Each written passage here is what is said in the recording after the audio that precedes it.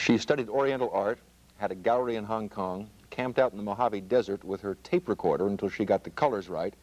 Now artist Sara Larkin paints what few have ever seen.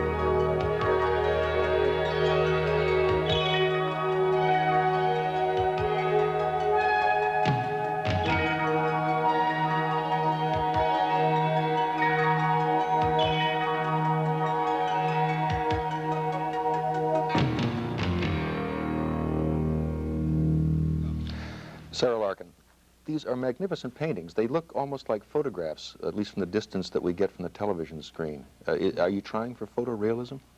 No. Tell me why space? Why is your subject matter the planets and moons? It's our solar system that we're looking at here in your paintings, is that correct? Except for the ones where you saw the orange and the yellows. That was more of an impressionistic tribute to the entire program. But the first three you saw were a major piece, 4 feet by 22 feet, which I call Spacescape, an American landscape. And I guess they would qualify under impressionistic. But why space? Why is that your subject matter instead of flowers or landscapes or, you know, whatever? Well, I'd had an enormous opportunity in my life to study civilization directly all over the world. I called myself a child of the empire at the time. But I was free to travel. I spent a lot of time in China and Japan, and I mean, I've been around the world 4 or 5 times. And studied all the great art. I've been to every major museum in the world except the Hermitage. And appreciated it and studied it. And what I discovered was man's emotions hadn't changed all that much over the course of history. We still have love, hate, aggression, jealousy, compassion, all these things. Hadn't changed that much. And so I said, what is new? What is really new? What can I add as a visual artist to this body of information that's passed down to another generation? What can I really add? Space. And that was your new frontier. That was our new frontier, yeah. And you've been commissioned by NASA to do some of these paintings. All of these paintings, or some of them? Oh, not all of these, no. No. The shuttle, I was commissioned to do the STS 1 or 2 and the landing. They're a group of, I think, about 22 artists in America who NASA selects, and you go and you watch the launch, and it's quite a wonderful thing because they pay you before you paint, so it's... Well, you were commissioned by NASA to document some of the key events in the space program. Is that right? The shuttle would be that, and the Voyager. Mm-hmm. I selected on my own to make it a subject. I went far beyond my commissions there. I got a grant from the National Endowment convincing them that that our science and our art should be a little bit closer. Let's talk about that a little bit. I mean, everyone talks, all we hear is the technological, the industrial breakthroughs that are opening up as a function of the space program. And what you seem to be saying is that there are some cultural or artistic breakthroughs as a function of it. Is that right? Yeah. This knowledge or this conclusion did not come easy to me as a person who was strictly educated in the fine arts arena. But what I found on returning to this country, and a habit I have, and I'm not going to ever get away from it, is I look for the best, the most distinctive merit in anything. I do portraits. I don't paint. I wouldn't paint your eyes a nice color brown because I want you to like me. I believe they're a nice color brown. Why not nurture and promote the best part of you? I think in the Himalayas, someone will greet you like this, and they say, I bless the God in you. I greet the best part of you.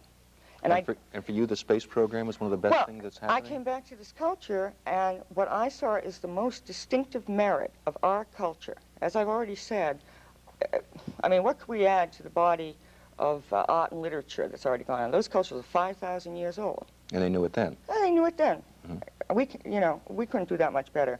But our science was special. But what I didn't know I'd find out is that within the scientific arena itself is spawning culture. Expand on that. There's a level of creativity. You've got a group of people in the space program working for a future. In psychological terms, that's called delayed gratification. That takes very mature people. A lot of discipline. Discipline, maturity, nice people. And I saw that more in the scientific arena than I have in, say, our art world. Or I saw destructive things in our art world, negative things. You're saying that the humanities exist, or what we call humanitarian impulses exist more in the scientific community for you than in the artistic or the, quote, cultural community. You said that very well. I wish you'd said it. Tell me this. How do you go about getting Not these... exclusively, I'm saying. I understand. And I think it's a phenomenon of our time that we got to... I know when people hear this, they're going to say, oh, right? Oh, well, just because she studies space, that's her thing. But it's a phenomenon, I think, in civilization that as you so well put. What's next for you? Do you have new worlds to conquer? And if so, are... Well, I always have a clever line for that. My subject is never-ending. And so your art will be never-ending. Yeah. But basically, I think as a bottom-line objective, I think I'd like to learn how to smile a lot. Well, I think your paintings smile for you. They're very serene and they're very beautiful. Sara, thanks very much for being with us on Almanac. Thank you.